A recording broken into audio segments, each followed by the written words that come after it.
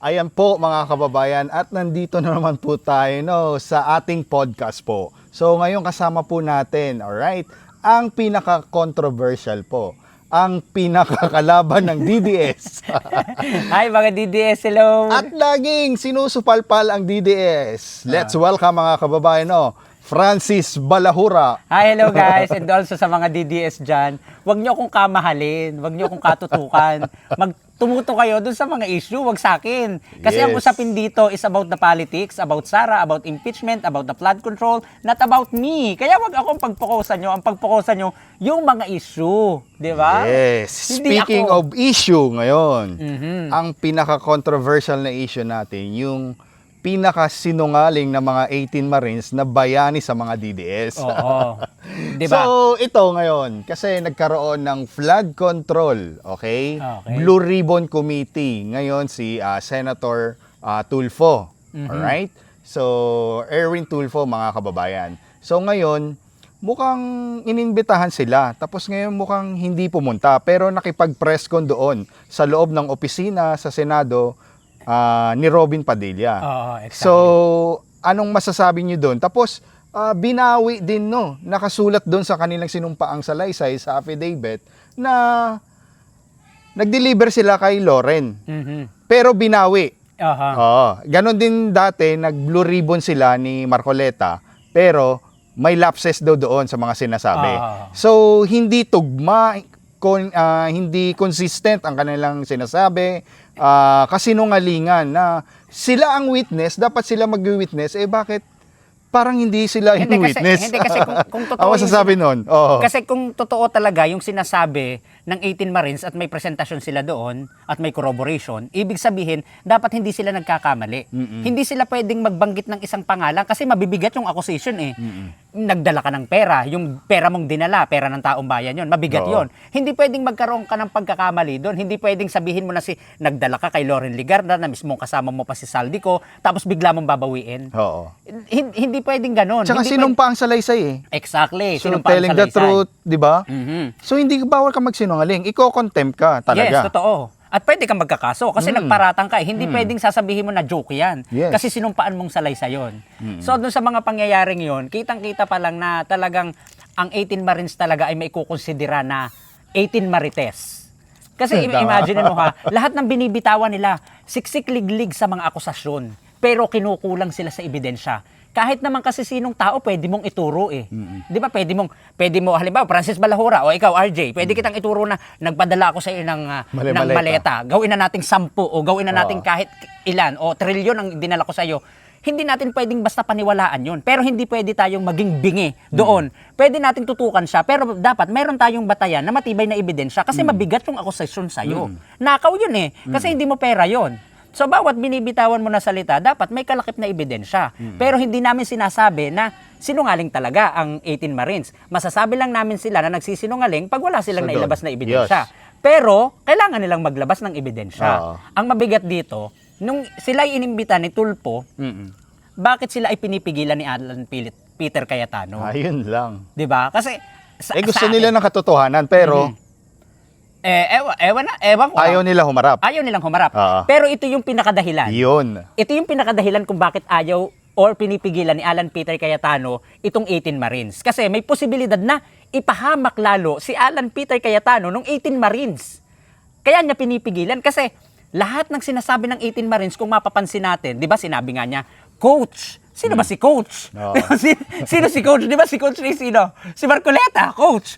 Tinawag na Coach. Ibig sabihin, Coach, nagtuturo ka. Lahat ng sinasabi mo, may posibilidad na ang nagagawa ng script nyo ay sila Alan Peter Cayetano. Kaya ayaw payagan ni Alan Peter Cayetano na mag-isa. Kasi wala talagang plano si Alan Peter Cayetano.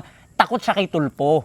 Yes. Di ba? Kasi alam naman natin na si Erwin Tulfo is talagang napaka-aggressive niyan pagdating sa hindi katotohanan eh. Nagagalit yan. Mapapansin mo yan pag totoo, tatawanan ka niyan. Pero magagalit yan pag hindi totoo. Kilala na natin si Tulfo. Di ba? Na ganyan na talagang pagkasinungalingan, talagang tututukan nila yan. Kasi kailangan talaga ng ebidensya. Isipin mo, pinadala mo si Erwin Tulfo. O, Erwin Tulfo milyon ang kinikita niya sa kanyang social media account. Tapos papadalhan ng ganun. Tapos magkakaiba pa ng date. Ang nakakatawa dito yung cellphone. na iPhone 16E. 6E. Oo, Ay, 16E. iPhone 16E. Oo. Na inirelease siya ng iPhone ng 2025 pero meron na ang 18 Marines Marines. ng 2024. 'Di ba? Priority ng iPhone. Nakakatawa 'yon. Priority ng iPhone ang 18 Marines. Sana all. Ay, may special ano kayo pala eh. Special release sa Apple eh. No, 'di ba? Naunahan nyo pa si Steve Jobs sa kanyang libingan. Aray ko. Kaya yung mga ginagawa ng 18 Marines talaga, Oo. ang maniniwala na lang talaga diyan, yung ang utak nasa talampakan, promise. Kasi imaginein mo ha, yung mga lapses ng kanilang mga statement is hindi siya akma. Kumbaga ano tayo halimbawa, for example, grupo tayo eh. Oo. Hindi tayo lalabas nang hindi natin alam ang gagawin natin. Kasi lalabas tayo, alam na natin kung ano yung gagawin natin, kung kanino tayo magdi-deliver, kung kanino dadalhin, kung magkano. At saka, isa pa doon, yung maleta. Nakikita natin yung maleta, oo, maleta yan. Issue. Maleta serye. Paano natin masasabi na pera talaga ang laman nun? Oo, tama. Di ba? May dala kang maleta. Hindi ibig sabihin na may dala kang maleta, pera na kaagad yun. Dapat, binubuksan nila yun. Oo. Dapat meron sila mga pictures, tapos isa pa, yung pagpapakalat nila ng fake news dun sa Maleta. maleta. Yung video na kumakalat na sa Dubai ba yun? Oh, airport. Sa airport, doon sa mga OFW, nagkaroon ng sa Saudi Arabia ng conflict. Ginamit nila na ayun daw yung video. Imaginein mo, bakit ka gagamit Nahuli ng kaagad sila. Oo, huli kaagad. Tapos pinapakalat para ng mga DDS. Ang pagtataka ko, siguro ang sarap maging DDS. Kasi 'di ba kahit Go with the flow. yes, kahit yung huling-huli na Kahit tae, isusubo. Kakainin talaga. Kakainin talaga. Yun na eh. Oo. Paniniwala na kagad nila eh. Pero naniniwala talaga ako na yung mga DDS talaga is hindi binabayaran ang mga DDS. Kasi paano pa babayaran yung isang taong nauuto naman? Tama. Si Sarah, maglalabas pa ba si Sarah ng pera? Hindi na kita babayaran. Ipinagtatanggol mo na ako, babayaran pa ba kita? Nauuto ka Yes. naman, di ba? Pero naniniwala rin naman ako na, syempre, pakonsuelo ni Pitunggo. Sino ba si Pitunggo? Si Sarah, di ba? Pakonsuelo, di Bobo. Binibigyan din naman niya mga yan. At malabong wala yun. Kasi, imaginein mo ha, mahuhuli ka na nagpapakalat ng fake news. Pero, nasungal-ngal ka na, ipinupus mo pa. Di ba? Napakaganda talaga ng treatment talaga ng mga Duterte sa kanilang mga alifores. Ayun ang yung ginagawa nila, ibinabato nila sa loyalist. Kasi kami mga loyalist, kung talagang kami bayaran, ipinasamento ko talaga ito. Ipinasamento ko na talaga yan. Oh, ito, pinasemento niya na to. Pinasamento ko na talaga to. Ito po yung aking farm. Oo. Katas ng paninira. Inuuna mo na yung outro natin ha. Pero in fairness, Tapos diba, allegedly, 5 million daw binigay according sa sinumpang salaysay, isa sa relative ng 18 Marines na tatanggap sila ng 5 million pero something 700 pa lang na ibigay ay hindi malabo yun. Hindi malabo yun. sa investigasyon ng NBI. Kaya may tigli 5 million sila pero initial lang 700 pa lang binigay. Hindi malabo yun kasi ako Oo. kung ako kasama sa 18 Marines o 18 Mermaids. Hindi 18 Marines, 18 Mermaids. Kung operan ako ng ganyan, magdadalawang isip din ako. Aba, 5 million na yun, magsisinungaling. Makakasuhan ka lang eh. May attorney naman sila. May attorney, ilalabas at ilalabas ka. Di ba? At saka ito, alam mo ba na yung 18 Marines, material lang yan. Gamit lang yan para harangin o ibaliko o iliwas. No? Ang pinakapunto dito, kaya sila gumagawa ng issue, kaya nila pinalabas at ipinipilit yung 18 Marines na yan para harangin ang impeachment trial ni Sarah. Yun. Imaginein mo ha, Paggulo. kada na lang mabubuksan ang impeachment trial, biglang isisingit nila ito. Isisingit nila. Ginagamit lang talaga nila yung issue ng 18 Marines at pilit nilang dinadala sa flood control issues. Bakit? Gusto kasi nilang harangin. Kasi gusto nilang maubos yung oras hanggang sa makarating tayo dito sa 2028 para si Sara Duterte ay makatakbo bilang isang presidente. Kasi alam nila sa sarili nila na malaki ang chances na talagang ma-impeach si Sara. Sa tibay ng ebidensya ha. Tapos ngayon, yung 13 Judas. Ilan na lang sila ngayon? Siyam na lang. Tapos yung kabila is naging, yung minority is naging 14 na. Ipangita na, doon pa lang. Kung botohan ang pagbabasihan, doon pa lang ligwak na. Kung ebidensya, doon pa lang ligwak na. Wala nang choice si Sara. Kaya ang ginagawa nila, umiingay na lang sila ng umiingay, gumagawa na lang sila ng gumagawa ng issue. Yes. Yun na lang ang kanilang Tama. lusot. Wala na lusot si Sara. Wala na. Kaya tingnan si Sara nananahimik na. Tanggap na niya sa sarili niya. Kasi, imagine niyo ha, kaya ginagawa ni Sara Duterte na hinahayaan na lang yung kanya mga alipores na gumawa ng mga hakbang para siya ipagtanggol o para i-delay o iliwas o sabihin na nating isabotahe yung impeachment trial. Oo. Kasi alam niya na pag nag-ingay siya na nag-ingay, hindi na, wala na sa kanya yung simpatsya ng tao. Nandun na sa nag-iingay. Oo. Tapos, itong mga nag-iingay na ito, sila yung involved talaga sa flood control. The reason kung bakit sila nag-iingay. Kasi, may posibilidad na pag itong si Sara Duterte ay na-impeach at hindi siya makakatakbo, wala na silang takas, wala na silang lusot. Talagang shoot sila sa banga. Makukulong sila. Pero, pag itong si Sara Duterte ay nakalusot sa impeachment at nakatakbo ito sa pagka-presidente at nanalo ito, automatically, safe silang lahat. Kasi isisip yan yung mga nakulong, si Kibuloy, sila Alice Guo, yung mga illegal na naman natanggal dito sa Pilipinas, lahat babalik yan. Yun ang purpose nila, hindi para solusyonan ang problema ng bansa, Yes. para iligtas yung mga nakulong Kalyado nila. ng administrasyon ngayon. The number one ay sila Jinggoy, sila Bong Revilla, si Kibuloy, si Alice Guo, si Michael Yang makalutang na uli, bumalik ulit dito ang China, bumalik ulit dito ang Pogo, makalutang na ulit yan, sila Harry Roque. Yan ang purpose ng pagtakbo ni Sara, hindi para solusyonan ang problema ng bansa. Yan yun.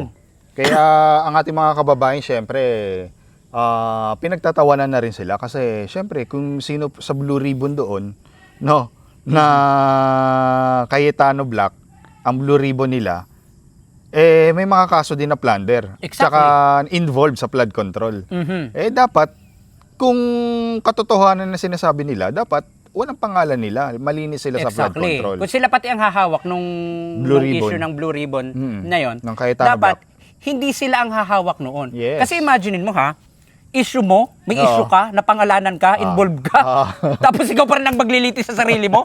Ikaw, kayo mga DDS, kayo. ikaw nasa sakdal ka, ikaw lilitis ng kaso mo, di syempre, lilinisin mo sarili mo. Alam ka namang ipahamak mo ang sarili mo, nagnakaw ako. Ganon. Hindi syempre, ipinahamak mo ang sarili mo. Oo. So, nandoon ka, magtuturo ka na lang. Ipapasa mo sa iba. Di ba? Hindi mo ipapahamak ang iyong sarili. Safe ka. Diba? Sabi niya dati, safe ako. si Jinggoy. Oh, di ba? Oh. Oh. Ngayon, safe. Ngayon safe. Ayun, pilay.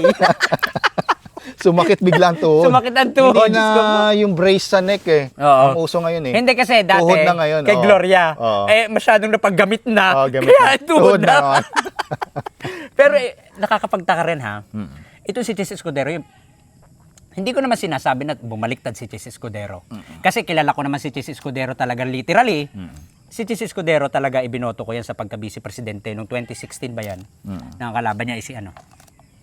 So kilala ko si Chis Escudero na hindi rin ako makapaniwala na talagang siya ay na-involve sa gantong eksena. Kasi Escudero is mayaman na talaga eh. Pero hindi ko alam na meron talaga siyang involvement kasi hindi ko pwedeng sabihin na walang involvement kasi may mga dokumento eh. May mga ebidensya, may mga witnesses. So, bilang isang na humihingi din ng kalinawan, gusto ko ring makilala ng lubusan pero nakakapagtaka yung biglang hindi ko sasabihing baliktad hindi ko rin sasabihing balingbeng kasi lahat ng tao meron tayong karapatan, no? Meron tayong freedom of expression, freedom of speech, may karapatan ka kung saan mo gustong pumanig, may karapatan ka kung anong gusto mong sabihin, may karapatan ka kung kanino mo gustong sumama. Pero ang pinakamalaking punto dito, ano kaya yung nangyari kay Chis Escudero? Pinaka main reason Oo. why Chis Escudero nagkabilang bakod in the midst na may kaso siya, di ba? Oo, may kaso siya. Oo. Pero alam ko na kaagad na sasabihin ng mga DDS na padala ng maleta. Gano'n naman sasabihin Diba? nila eh. Parang ang weird. Oo. Pag hindi ka sumasang-ayon sa kanila at hindi ka sang-ayon sa kanila at bumabatikos ka sa mga Duterte, napadalhan ka ng maleta. Ba't kami wala? Sana ako. Di ba? Oo. Pero ako'y natutuwa kasi natutuwa ako kay Chis Escudero talaga na maganda yung sagot niya ha. May mga nag-interview sa kanila sila Mark Gamboa, sila Mike Cervera, Nyolo. Oo, Si sila Nyolo. Si Nico David. Oo, si Nico David. Inimbita. Pero maganda yung sagot niya ha. Very neutral yung sagot niya na hindi ibig sabihin na nandun ako sa minority tapos nagpunta ako sa majority, magbabago yung pananaw ko sa buhay. Maganda yun. Ibig sabihin, sinusunod niya yung rules. Sinusunod niya pa rin yung rules ng Senado. na kailangan, kung ano yung naging desisyon mo nun, yun pa rin yung magiging desisyon mo, may pagbabago man is related about dun sa issue na hindi mo sasabihin na, dito na ako kasi mas naniniwala na ako dito. Nandun pa rin siya sa kanyang nandun pa rin siya sa direksyon Prinsipyo na, niya. Oo, nandun pa rin siya sa prinsipyo niya. Paniniwala niya. Oo, paniniwala niya. Nagkaroon na lang talaga siya ng parang option. Na option na, parang mali na ito. Parang tama ito. May pinapaboran siya dito sa minority, may pinapaboran siya sa majority, pero hindi ibig sabihin na bumaliktad siya. Di ba magandang sagot yun? Mas malinaw, hindi mo sasabihin siya balimbing, hindi mo siya sasabihin na bayanayaran o traidor. Kasi meron ako narinig na nakikita ko sa mga comment section ng ating sa mga post na sinasabi na bumaliktad ito kasi para maabsuelto. Mismo DDS ang may sabi nito ha. Kaya bumaliktad o bumabaliktad o nagbabalimbing si Chis Escudero kasi para maabsuelto sa kaso. So, ibig sabihin, kayo mga DDS, alam nyo na talaga si Chis Escudero may kaso. Pero kinukonsinti nyo dahil nasa side nyo. Oo. Di ba, imaginein mo, sinabi nung isang DDS, hindi ko lang ma-mention ang pangalan Sinabi niya na, ay kaya lang lumipat yan para maabsuelto sa kaso at para ma-dismiss ang kaso. So, ibig sabihin, Alam nagtatanggol kayo. Alam nyo na may kaso si Chis Escudero. Pinagtatanggol nyo kasi nasa side nyo lang. Di ba? Hindi nyo sasabihin Pag yun. wala, sasabihin nila. Oo. Pag nandyan, wala, malinis. O, di ba? Oo. Tapos itong mga DDS talaga, bilib din ako dito No, talagang kahit talaga supalpal na talagang as in supalpal na yung parang na silang pinagsampal. Oo. Parang na silang pinagsampal, yan na yung ebidensya, yan na yung dokumento, yan na lahat nakalatag na. Babasahin mo na lang. Ang gagawin niya mga yan, talaga magbubulag-bulagan talaga.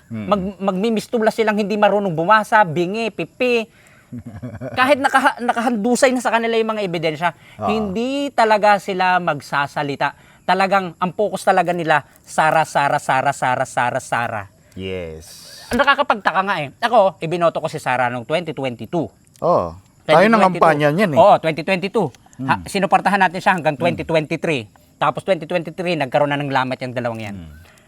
Imaginein mo tayo nagtiwala tayo. Hindi ibig sabihin na kinukundina natin si Sara, galit tayo kay Sara.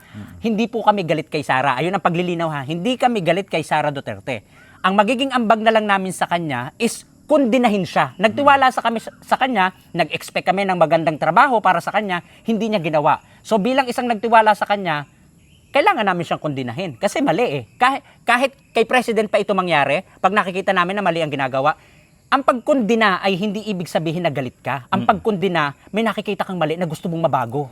Yun. Hindi mo Para ibago din nila. Yes, para sila ay baguhin nila kasi nakikita nila na ay sinuportahan ako nitong mga to, mga loyalista to. Pag nagreklamo to, kailangan pakinggan ko. Dapat ganon. Ang nangyayari, kita nyo na mali ang ginagawa ni Sara, palakpak pa kayo. Walang ginagawa, palakpak pa kayo. Habang yung may ginagawa na presidente, binabatikos nyo. Bakit? 'Di ba?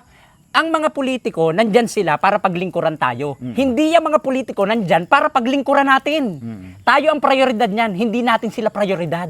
Yes. Kumbaga tayo nabubuhay sa mundo para paglingkuran nila, alalayan nila. Hindi tayo nandito nabubuhay sa mundo, nagtatrabaho para alalayan sila. Tayo nagpapasahod sa kanila. Nandyan sila sa posisyon na yan para paglingkuran tayo. Yes. Para pakinabangan natin. Hindi para gamitin tayo at para tayo ang pakinabangan. Yun ang totoo. Kasi pera natin ang umiikot dito kahit pasabihin natin na wag nyo sasabihin din mga DDS ito yung itatak nyo sa isip nyo. Wag nyo sasabihin sa tao na taxpayer ka ba? Walang tao na hindi nagbabayad ng tax. Yes. Kahit bibili ka. Kahit bibili ka, may ibat yan. Oo. Lahat ng May tao tax. nagbabayad ng tax. Meron lang tayong tinatawag na income tax. Meron tayong mga amilyar property tax, income tax, mga ganyan. Pero, hindi ibig sabihin na hindi ka nagbabayad ng amilyar, hindi ka nagbabayad ng income tax, wala kang trabaho, hindi ka na nagbabayad ng tax. Every time na bibili ka, lahat nagbabayad ka na ng tax. Kahit pa halimbawa, ikaw nag-online shopping. Gasolina. O gasolina, o nagbabayad ka ng electric bill, nagbabayad ka ng internet, bumibili ka ng mga pang passion mo, nagbabayad ka na. Lahat nagbabayad dyan. Kaya, True. ang ipinapasweldo natin, dyan sa mga politiko na yan, pera din natin yan. Yes. Pinaiikot lang nila yan. So ngayon, kung sino man yung politiko na yan na sinuportahan mo o hindi mo sinuportahan at nakita mo na nagnanakaw at alam mo na nagnanakaw at nagkaroon ng issue ng pagnanakaw, huwag tayo maging bulag. Pero, hindi ibig sabihin na itinuro ko na nagnakaw. For example, itinuro ko nga si RJ na nagnakaw ito. Huwag niyo akong papaniwalaan. Hingan niyo ako ng ebidensya bago niyo paniwalaan yung accusation ko. Kasi hindi ka pwedeng mag-file ng kaso ng akusasyon lang. Ang pinagbabatayan dyan yung ebidensya. Ebidensya. Kailangan mo maglatag ng ebidensya na, ay ito po, ninakawan niya ako. Pagkasabay, ang pagbabasihan dun yung ebidensya. Yes. Bago yung iyong akusasyon. Hindi pwedeng akusa ka lang ng akusa. Kaya yung mga 18 Marines na yan, considering na 18 Marites lang yan. Yes. Chismis. Kumbaga, parang yung ginawa ni Sarah, kwentong si Chiria. Di ba? Mary Grace Piatos, wala namang Mary Grace Piatos na ipinush pa ni Bato de la Rosa o nasa si Bato. Oo. Ayun. Doon. Oo. Doon ko, nasa na si Bato. Oo. At saka imaginein mo ha, lahat na sinusuportahan ng mga DDS, lahat ng mga Chinador, Oo. lahat involved sila. Imagine mo ha, involved Kaya sa flood doon sila control. pumapanig. Sa may involved din. Oo. Pinagtatanggol, sa bagay, dati kasi, ang magnanakaw, galit sa kapwa magnanakaw. Ngayon, hindi. Ang magnanakaw, nagtatanggulan na. Magkakasama pa. Diba? Magkakakampi pa. Di ba dati, nung sinaunang tao, sabi, ang magnanakaw ay galit sa kapwa magnanakaw. Ngayon, iba na.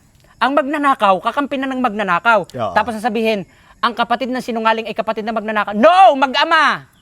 Si Duterte, si Digong at saka yung kanyang anak, at saka si Pulong, si Oo. Baste.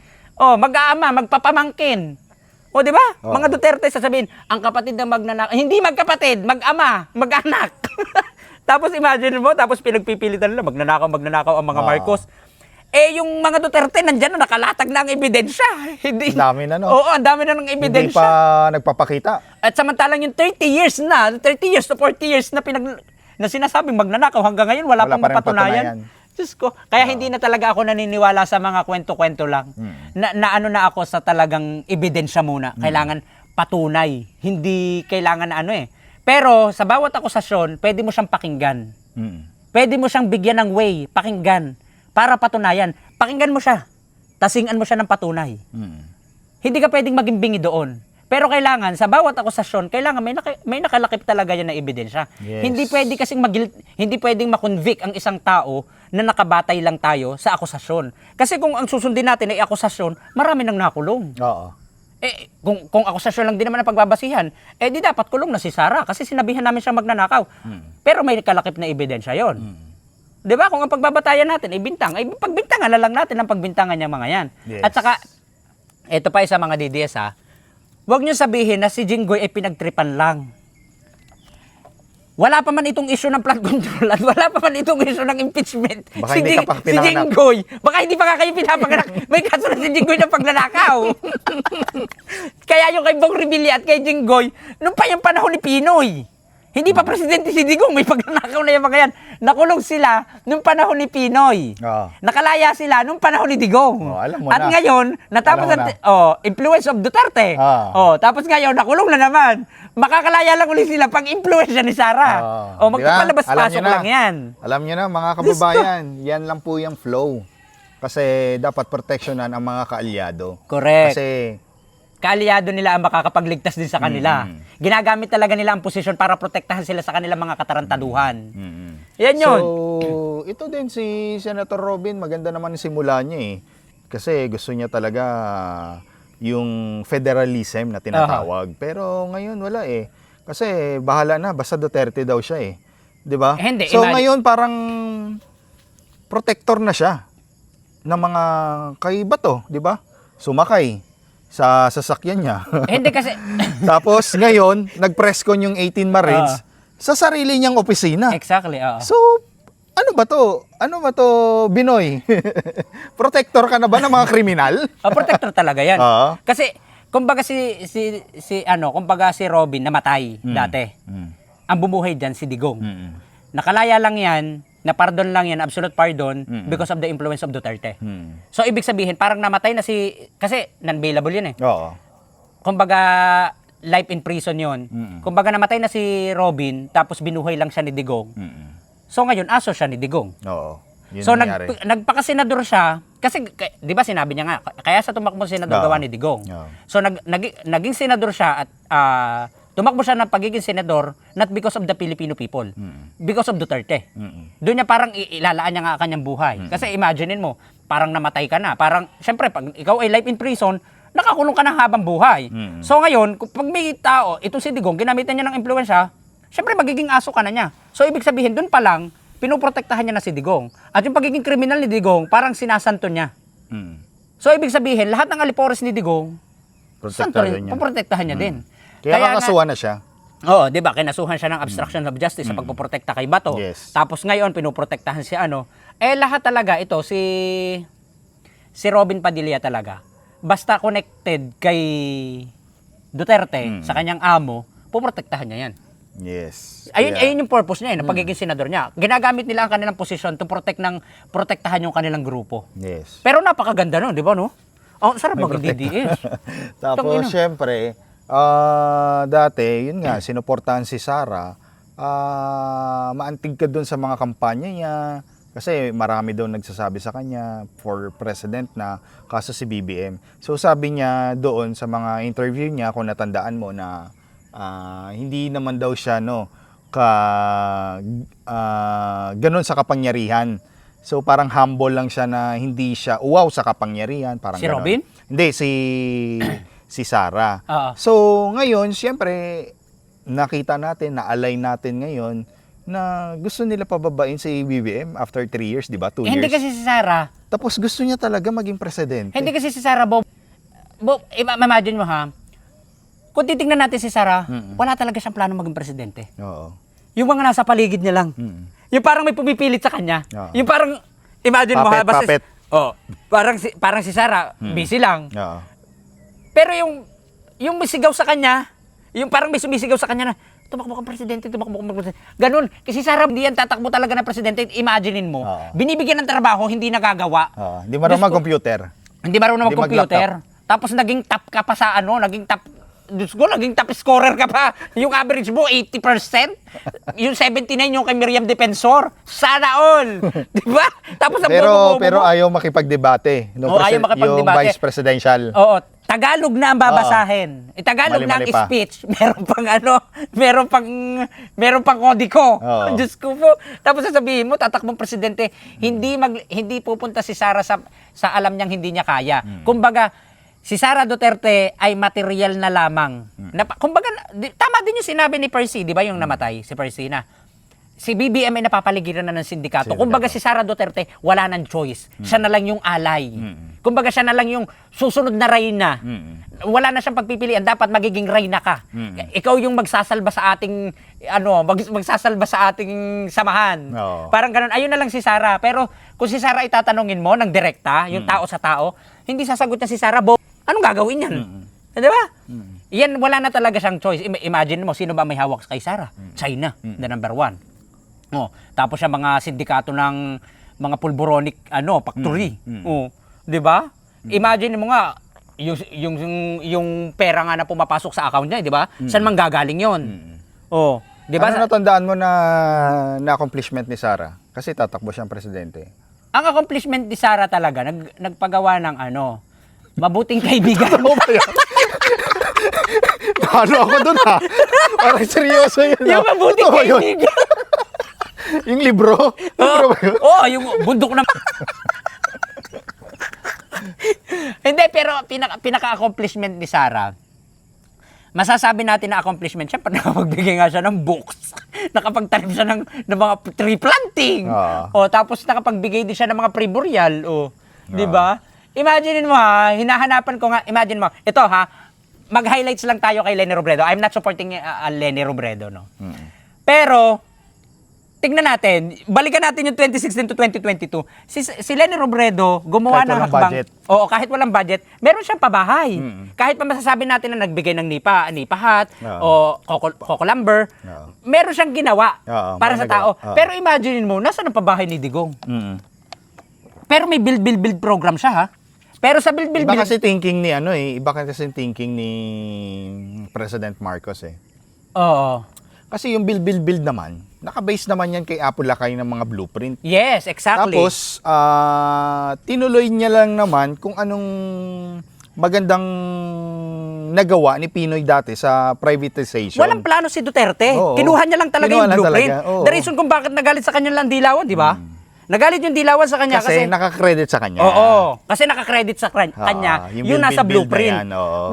Walang plano si Duterte. Ang pinaka kay Duterte lang yung extrajudicial killing. Kahit tanongin natin DDS, anong pinaka-main na nagawa ni Duterte na na-accomplish niya na 3 bill na tapos. So wala mang sagot ang mga Wala DDS. talaga kasi lahat ng mga project ni Duterte hindi siya tapos.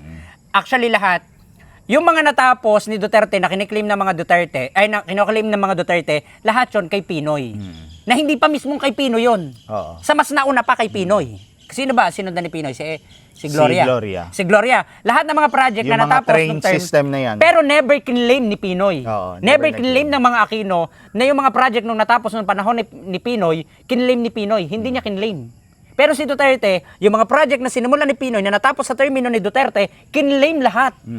Imagine mo ha, ano ba yung pinakamagandang ginawa ni Duterte? Oo, yung pagpapalinis Sa sa Manila, Pasig? sa Pasig River, Oh. at saka yung paggagawa ng Dolomite Beach. Actually, malaking tulong yun. Hindi namin minamasama yun. Pero, ang titignan natin kasi doon, pag sinabi kasing accomplishment, dapat tapos. Kailangan walang naapektuhan. kaso, mini-maintain pa daw yun eh. Minemaintain pa, at saka hindi siya Kasi tapos. hindi Actually. At mayroon itong naging masamang epekto. Oo. Di ba yung pinagkuhanan ng Dolomite? Yung the reason kung Sa bakit nga bundok binuha mismo.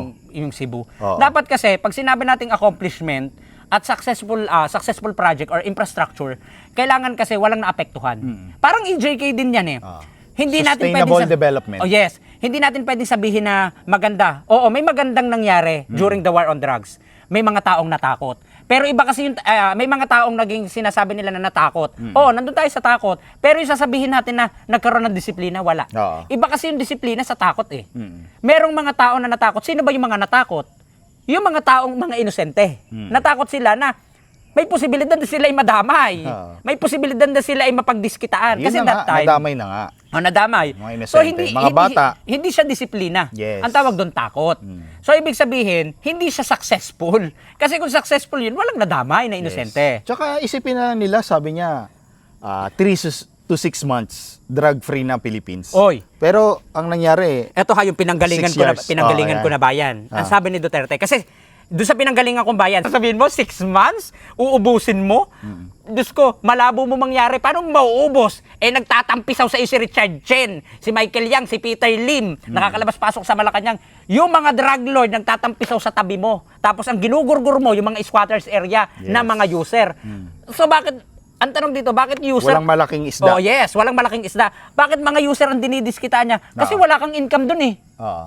'Di ba? Hindi ka papaldo doon, hindi ka papaldo doon sa mga user kasi yan kumbaga parang mga ipis lang yan na pag tinapakan mo, pwede mong matsugi. Pero yung mga drug lord na nagdadala at nagpapasok dito sa Pilipinas, doon ka paldo. Oh, 'di ba? Kaya yung mga nangyari that time, yung during the Duterte Scam 2016, ang hindi war lang- on drugs. Yes, scam talaga. Imagine mo ha, ako meron akong experience that time na na-involve ako sa away ng aking kapatid tapos na-detain ako. O sabihin na natin na-detain ako sa kulungan. Imagine mo ha yan, ayan, may resibo ako. Imagine mo ha, simula March 1 hanggang July, walang ipinasok sa kulungan ng ibang kaso. Kasi hindi, na-detain lang ako dun eh. Bawal akong ikulong. Ako yung nagpi-fingerprint sa mga ipinapasok na kulungan. Ako yung nag-i-interview kung ano naging kaso mo. Ako nagsusulat. Kasi bawal akong ipasok, na-detain lang ako. Na-detain lang kasi ako na-involved ako sa away. Ayun ang nangyari sa akin. Ngayon, nagpi-fingerprint ako. Imagine mo ha, simula March 1, 2020, Hanggang 6 hanggang months. July. Oh. July. Lahat ng ipinasok, 511. Wala nang nagnaka, wala nang nang-rape, wala nang kung anong kaso, lahat ng ipinasok 511. Interview, syempre ako, may resibo ako na na-interview ko. 511 sa drugs. Basta 511, tapos 511, 26, 1956, lahat pinapasok doon. Pag ikaw ay 511, 26, 1956, ibig sabihin ikaw pusher. Pag ikaw ay 511, user ka. Ang gagawin, ganito ang gagawin. Nakarpyo ka, huhulihin ka, dadaling ka sa police station, ipapadrag test ka. Pag ikaw ay nag-negative, sasabihin sa iyo, nagbebenta ka. Pag ikaw ay nag-positive, kulong ka. Wala nahuli kang nagsugal, dadaling ka sa police station, kulong ka, wala ka nang lusot, hindi ka na pwedeng lumaya. Tapos yung mga nakatambay, may raid. Puro ganun ang kaso. Walang wala nang ibang kaso. Oo. Wala nang ibang kaso. Walang akyat bahay. Yes. Simula March 1 yan ha. Ayan, kahit papuntahan nyo sa mga police station. Simula ng March 1, 2020. Kasi March 15 nag-lockdown ng pambuong Pilipinas na eh. Tanda ko yan kasi nandun ako, nakadetain ako, bawal ako lumabas kasi nag-lockdown na. Oo. Lahat ay pinasok ng March 1 hanggang July. Lahat 5-11, lahat drugs. Wala nang rape, wala nang nagnakaw, wala nang iba, lahat drugs. Oo. Nakakapagtaka yun. So, paano natin masasabi na maraming drugs noong ano? At saka ito pa, isa pang scripted. Paano natin masasabi na maraming drugs nung lockdown? Eh, hindi nakakalabas ang tao. Sino nagdadala? Eh, pag nahuli ka nga sa labas kahit naglalakad ka o wala kang face mask, huli ka. Eh, paano ka makakapag-deliver? Ano yun, isesend sa messenger? Di ba, isipin mo nga yun. Ikaw, user, paano ka makakabili? Saan ka bibili? Bawal ka lumabas. Bawal. Oh, bantay sarado ka. Yung bahay mo, kulang na lang ilak sa labas. Kaya sinasabi ng mga tao, maganda daw kay Duterte kasi nga, safe daw sila. Hindi safe. Safe nga kasi nga ka-lockdown. Hindi safe. Naka-lockdown, sabi. Hindi safe. Yeah. Paano magiging safe ha? Ito, may experience ako. Hindi, Nagkaka-rate sa ibang sa mga ibang tao na naka-interview natin, Oo. ganito ganyan. Kasi nga ganun sinasabi nila. So sinasabi ko, hindi po safe kasi naka-lockdown. Tapos minsan naman, Pinapasok nila? Oo, paano ka lalabas? Eh kahit hindi ka involved, mauhuli ka kasi nasa labas. Once na lumabas ka. Kaya natakot yung tao. Oo. Kaya safe sa paningin nila. Pero sa totoong buhay, Hindi siya safe. na mga biktima talaga, kawawa, yung mga sabi mo kanina, mga squatter area na wala namang nagawa, mga bata. Hindi mo ba alam na hindi mo ba alam na once na makahuli ang isang pulis, may reward yan? Reward system na O tinatawag. reward system. Narinig Na na halimbawa, natin. pag nakahuli ka, for example, ako, ordinaryong tao ako, nagturo ako. 1,000 ako. Tapos yung pulis na nakahuli doon, 10,000 yun. No, di ba? O imagine mo, pag ikaw ay may 10, ay di manghuli ka na naman, huli. Paldo, 100,000 a day. Oh, di ba? O imagine mo, yung ako, kukuha ng asset. Scam pala yan, oh. Grabe. Scam talaga. Kukuha ka ng asset. Halimbawa, ako pulis, kukuha ko ng asset, kukunin ko si RJ. Magturo ka sa akin. Pag nahuli ko, may 1,000 ka sa akin isang tao. Tapos magkano ko? O, di 9,000. Pag ikaw ay may 10, o di may 90,000 ka. Tapos yung 10,000 doon sa yung asset. Gusto ko na lang maging asset at magturo. Oh, hulihin niya lahat. Reward system. Kasi wala ka naman lusot eh. Pag ikaw ay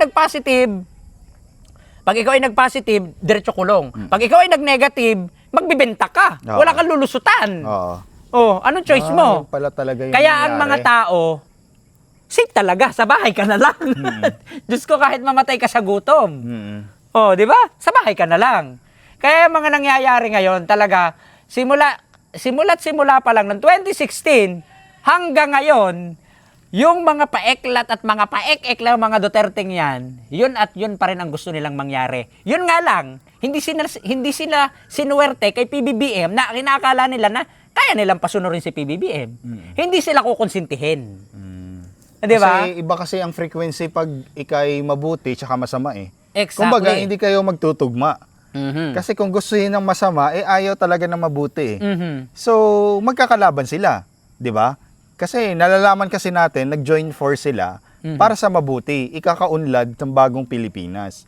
Eh, ang nangyari kasi, hindi sila tugma. Hindi talaga tugma. Kasi, presidente dapat gumamit ng presidential chopper. Bakit yung vice president ang gagamit ng presidential chopper? Tapos pag hindi pinagamit, kasi may araw-araw ginagawa ang presidente, kasi gagamitin niya rin eh. Kasi, nagtatampo to ngayon, kasi, yun daw yung pinapromise. Kasi hindi naman ganun pwede. Kasi feeling ni Sara siya yung presidente. Yun. So, Kasi hindi di ba sila nga? match. Kasi di ba nga, ang plano naman talaga na hindi nila alam talaga na tatakbo si PBBM noong 2022. Ang alam nila, Bongo at Sara yan. Si Bongo ang presidente, si Sarang ang vice. Ngayon, alam nila na hindi nila kayang talunin si PBBM kasi Marcos yan eh. Kasi pumutok na nga. Ito na yung araw. Ito na yung araw. Kumbaga, kaarawan ko na to. Araw ko na to. Wala na makakapigil sa akin.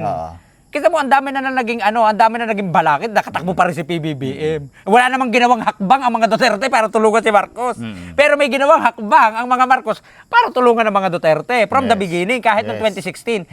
The reason lang naman kaya nanalo si Duterte. Duterte. Anong ginamit ni Duterte? Marcos. Ipapalibing si FEM sa libingan ng mga bayani. Gagawin ni Duterte nasa blueprint. Nakasuporto si Amy Marcos. Oh, ayun. Pero hindi tumakbo si PBBM na sinabing, I run for a president together with the Sara Duterte. Hindi niya sinabi yun. Hindi nga Bagkus siya si Sara nag-endorse, Duterte ang ipinagsaksakan niya ang kanyang sarili kay na maging tandem. PBBM. Ako, I vote Sara for Vice President. I vote Sara not because of PBBM. I vote PBBM not because of Sara. Kasi sila yung magkatandem eh. Oo. Kasi pag sinabi nating solid, hindi naman kami katulad ng mga Duterte na solid kami. Pero may bumoto kay doon sa mga ibang bise. Oo. Oh. 'Di ba? Ito, shout out sa mga kakamping, no. Kagaya nito. The reason kung bakit lumamang si Sara Duterte ng 1M. Ito yung totoo ha. The reason kung bakit lumamang si Sara Duterte ng 1M kay PBBM. Ganito 'yon. May mga kakamping na ang presidente nila si Lenny, ang vice nila si Sara. Merong ang presidente nila si Isko, ang vice president nila si Sara. Hindi naman pwedeng bumoto ng 2 vice at 2 presidente. Kaya huwag kayong timang. Oo. Meron lang talagang ayaw dun sa mga vice-presidente, ng mga presidente nung iba. Kay Lacson, ayaw nila dun sa vice-presidente, ayaw nila kay Kiko. Pero ang pagtataka natin, bakit biglang pumutok ang pangalan nito ni Bam Aquino at saka ni Kiko Pangilinan nung tumakbo sila ng senador? Nagsawa na kasi yung taong bayan. Oo. Kasi nakita nila na dapat maging unity ang plataforma ng unity team ni PBBM at ni Sara. So, ang nangyari kasi, nagka-leche-leche na. Oo. Nagkakalaban na. Imbis mag-unite, wala. Pero ang tao talaga, Kaya, naramdam ng taong bayan na it's high time to vote this kind of people naman na iba naman yung dating hindi pinapansin, dating ganun din. Hindi natin inaano yung mga dilawan, pero ang nangyari, gusto rin sila ng mga kabataan ngayon. Kasi nga, pero sa kasaysayan, yung good governance ang inaasam natin talaga. Pero sa kasaysayan, ito yung election ng 2022 to 2028 talaga napaka-ano eh. Yung parang napaka-intense, yung parang ang daming tumalino. Parang tumalino ang taong bayan kasi dati. Nagulat ka, no? Oo, nakakagulat talaga. Kasi ako noong 2016, basta na lang ako din bumoto. Doon hindi natin masasabi na totoo yung survey. Kasi ang survey kasi, wala mga dilawan doon. Oo. Siniksik nila yung mga alyansa at Duterte. Pero ang nangyari, nag-push yung mga dilawan. Oo. At saka ang nakakapagtaka dito, yung survey nga eh. Ni Sara, imagine mo sa trust ratings. Paano tumaas ang trust ratings nung walang ginagawa? Yes. Saan sila kumuha nung nagtiwala? 'Di ba? Malabo naman mga kakamping. Bayaran nga. Bayaran survey. Baka sa biringan talaga yun. Sa biringan talaga nag-survey yun. At saka imagine mo Kasi mind conditioning na, alam na ng taong bayan ngayon, yung mga survey na yan. tapos mo sasabihin nila, solid Mindanao, Luzon, Visayas and Mindanao. Solid. Pero bakit? Ang dami ng pabor, ma-impeach si Sara. Just sakit sa brain, ha? Imagine mo, solid. Paano Kasi naging solid yun? Ang ayaw lang kasi ng taong bayan yung pagbabanta niya sa Pangulo. Yun yung pinaka number 1 kasi. Kasi hamakin mo, kumbaga mataas na opisyal ng gobyerno si... Pinakamataas. Oo, si PBBM. Tapos vice president siya. So kaya niyang magbanta. So yun nga, napatunayan dun sa war on drugs, di ba? So kahit maliliit na tao, kayang-kaya nila. Hindi. Ito yung logic eh. Oo, di ba? Kung nagagawa ni BP Sara na magbanta sa pinakamataas na posisyon, How much paano pa more? sa ordinaryong mamamayang Pilipino ang Yes. hindi ka pa kaya niyang pitikin? Grabe. Di ba? Kung yung pinakamataas, mas mataas sa'yo ha, head mo, kumbaga boss mo, o presidente ng buong Pilipinas, kaya mong pagbantaan. Malabong hindi, paano pa kaya mga ordinaryong tao, hindi mo pa magurgor. Kaya hindi talaga ako naniniwala talaga na si Sara talaga ay malinis during the war on drugs. May bahid yan ng dugo. May bahid talaga yan ng dugo, promise. Kahit pa yung mga anak ni Duterte, may bahid yan ng dugo. Anong binitawang kataga ni Duterte? Pag hindi mo kayang pumatay, wala Hindi kang ka karapatan. maging presidente. Hindi ka pwede maging presidente. Si Sara pwede maging presidente. Gusto nila maging presidente. So, ibig sabihin, si Sara, Marunong. o baka nakapanggurgur na. Di ba? Tapos si Baste, sabi nila kung si Sara ay may impeach, patatakbuhin din si Baste. Di may dugo na rin si Baste. Sa bibig mismo nang galing yun ni Duterte. Na pag hindi mo kayang manggurgor, Walang kaya wala kang karapatan na maging mag-bring presidente. So, Ibig sa kanila sabihin, mismo nang galing. sa kanila nang galing. Sa kanila mismo nang galing na ang pamilya nila ay pampresidente, sunod-sunod nga hanggang kay Katie. O baka si Katie meron na din. O di ba 2020 hanggang kay Katie? O si Baskram Bakal? Sana all! Gawang science! Grabe. Kaya good thing din no na ganitong nangyari, naging presidente ang pangulo kasi syempre hindi natuloy-tuloy. Maraming namulat pati. Oo, hindi Maraming namulat. naging tuloy-tuloy yung lapastangan sa bansa, binaboy. Pero kung ang tumakbo ay si Diba? Sara, at syempre, kung si Sara ay tumakbo at si PBBM ay hindi tumakbo, magiging presidente si Sara. Baka tayo nakakulong pa rin, baka lockdown pa rin tayo ngayon. Imagine mo, si PBBM na nga lang nagsabi na, bahala na yan, nakumuha ng budget, naglabas ng budget, kasi nilimas naman talaga ni Digong. Kaya the reason kung bakit umuutang ang administrasyon ngayon, kasi ni Singkong Duling, walang iniwanan si Digong, talagang sinimot niya sinaid. Oo. Kaya wag niyong pagtatakahan na umutang si PBBM, umutang si ganito si PBBM. The reason kung bakit umutang ang administrasyon ngayon, nilimas ni Digong ang pera ng taong bayan. Talagang as in limas. Kung si Pinoy ay bumaba ay nakapag-turnover kay Duterte ng 1.3 trillion, si Digong walang iniwanan kahit Singkong Duling. Imagine mo ha, sasabihin nyo na 6.8 trillion ang inutang ni Digong. Hanggang doon lang. Ano 6.8 trillion lang? Ay paano na yung 1.3 trillion na iniwanan ni Pinoy? Hindi na ipaplas doon. No. Magkakasama yon. The reason kung bakit almost 8 trillion ang inubos ni Digong at walang na-turn over ang Duterte administration sa kasalukuyang administrasyon. Kaya ang administrasyon ngayon umuutang. Kasi imagine mo, anong ipagpapatayo ng infrastructure ng kasalukuyang administrasyon kung hindi sila uutang? Tama. Kaya wag kayong magtaka at saka yung utang ng Pilipinas, wag niyong ibuntun lahat kay PBBM dahil kung susumahin 3.7 trillion lang ang nautang ng administrasyon ngayon at nakapagbayad pa. The rest yun, pababa. Lahat yun ay utang ni Digong. Grabe, no? No. So, scam talaga. Ang thinking natin ngayon, parang napunta ang pagkautang niya na trillion-trillion na yan. At Doon lahat sa war naman- on drugs. Uh-huh. Sa mga sinasabi mo kanina na Sa lockdown. reward system. Sa reward system yun. Kasi diba? sinasabi nila... Paldo dati. Sana all. Diba? At saka sinasabi nila na kaya umutang daw si Pinoy, sorry, not Pinoy ha, kaya umutang daw si Duterte because of the pandemic. Paano mangyayari na ma-pandemic? Hindi ka naka-receive Ano? ng ayuda. Hindi. Paano mangyayari na kaya umutang itong si Duterte ay because of the pandemic? Ang pag-utang ni Duterte ay 2018 to 2019.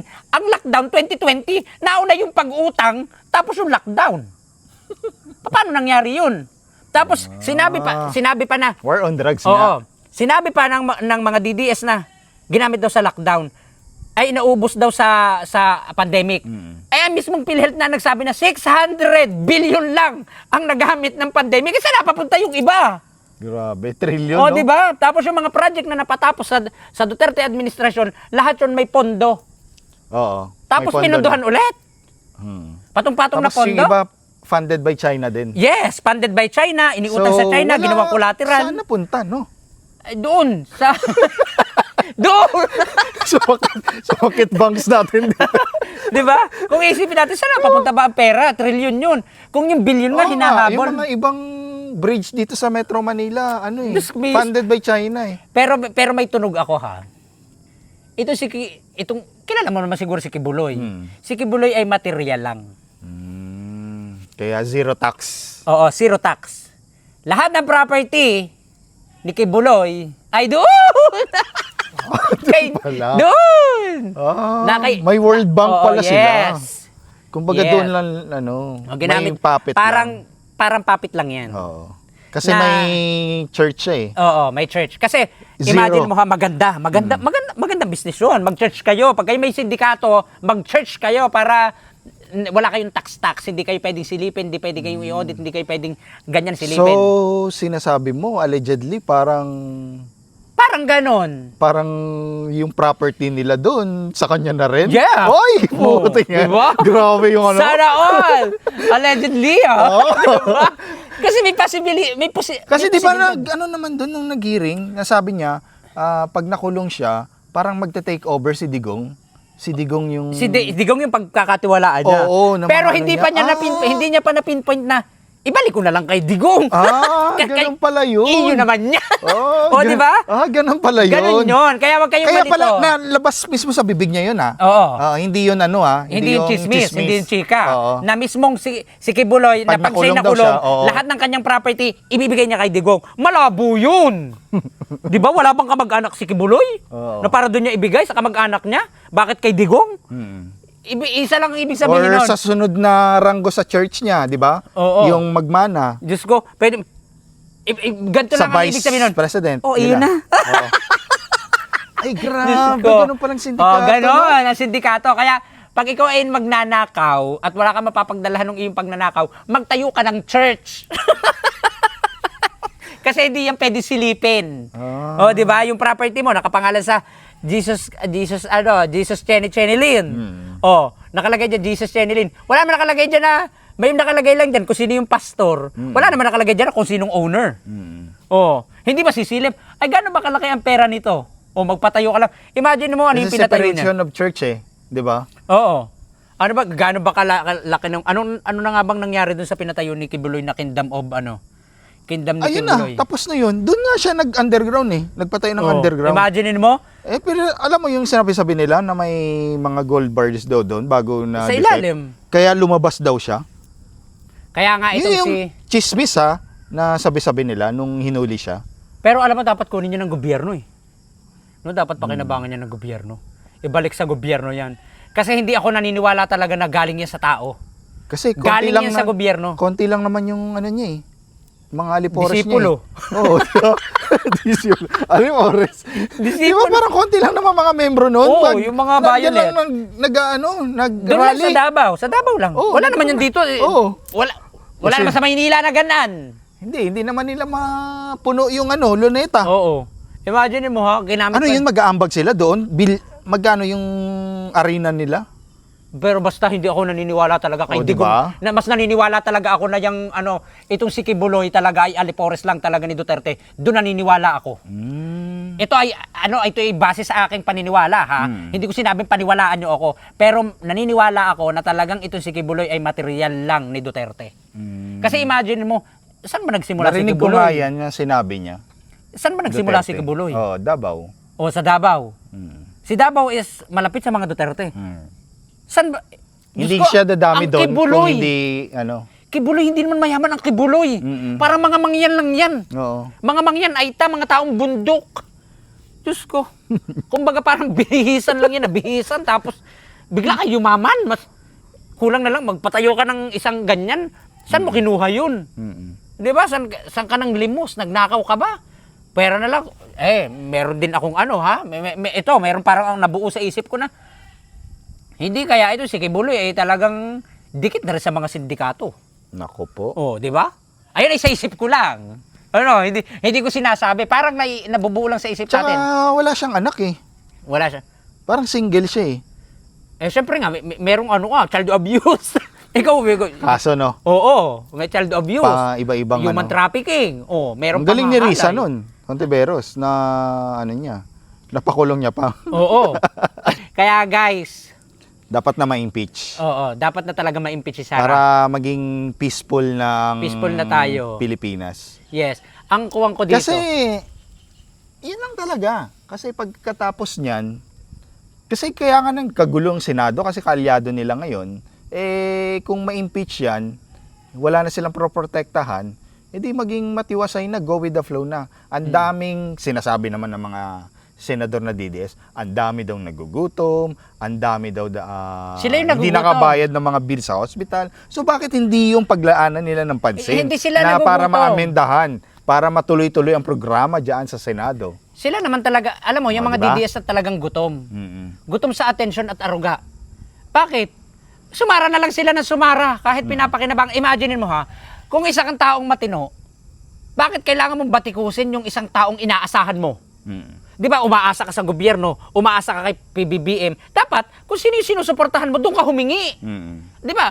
Todo batikos ka kay PBBM, pero pinaghahanapan mo siya. Mm.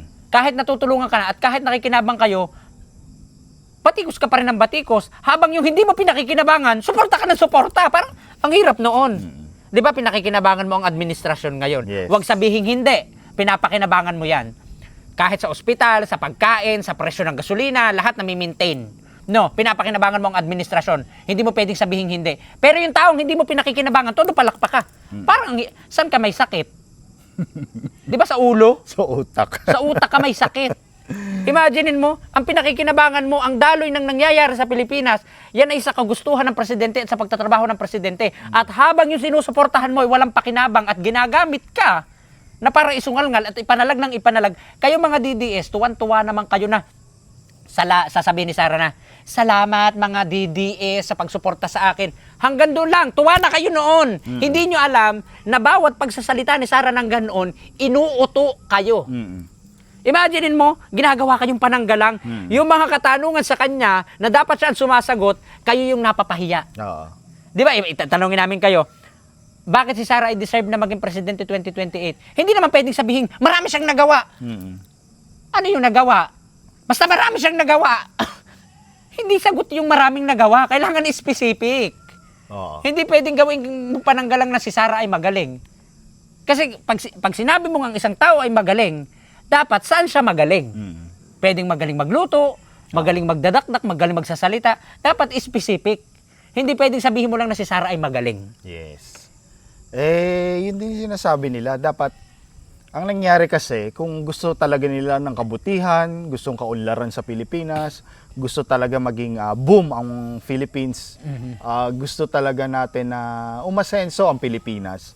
So, dapat nakipagtulungan talaga ang Vice President sa ating Pangulo. Kasama sa mandato niya yun. Oo, kasi ang mangyayari kasi, pag tinulungan mong presidente, nag-unite kayo, ang mangyayari, ikaw ang susunod na presidente. Hindi, Tapos, ang mangyayari, hindi mo na kailangan mangampanya. Oo. Kasi, nag-join force na kayo ng Pangulo. Correct. Tapos, ang mangyayari niyan, kung anong ginawa ng Pangulo, nandun ka, diba, makikredit sa'yo Makikredit lahat. sa'yo yun. Oo, hindi mo na kailangan mangampanya. Hindi pwedeng sabihin ni PBBM na siya lang ang gumawa nun. Oo. Kasi nandiyan ka eh. Nandiyan ka. Nakaalalay ka sa Oo. kanya. Kumbaga, ikaw yung tumutulak sa kanya. Yes. Inaalalayan mo siya. Oo, kumbaga, ang ginagawa ng presidente, ginagawa mo na rin bilang presidente ka kasi ikaw na susunod na presidente ng Correct. Pilipinas. Ganyan dapat. So, dapat magbo-boom ka na kasi gusto mo maging presidente. Oo. Tapos ngayon, hindi mo tutulungan yung Pangulo Oo. kung Kaya ano-anong nga may pinagagawa vice yan. mo. Kaya nga sa atin, negative talaga si Sara Duterte. Kasi yung ang presidente kasi, Yes. parang boss and secretary yan. Yes. Pwedeng ang trabaho ng presidente ay nakaupo na lang siya at pwedeng ilahat ibigay sa'yo. Ngayon, bakit hindi ibinibigay sa iyo ng presidente? Kasi nanakawin mo. Ayan po mga kababayan, overtime na po tayo. Ang dami nating natutunan. So grabe, ano pa to mga kababayan, baka araw-arawin na namin. Hindi wala kami katapusan sa amin pong pagdadaldal dito. Tsaka gabi na rin po, no. So, sa muli mga kababayan, abangan nyo ulit ang aming podcast, mga usapang politika lang po yan, no.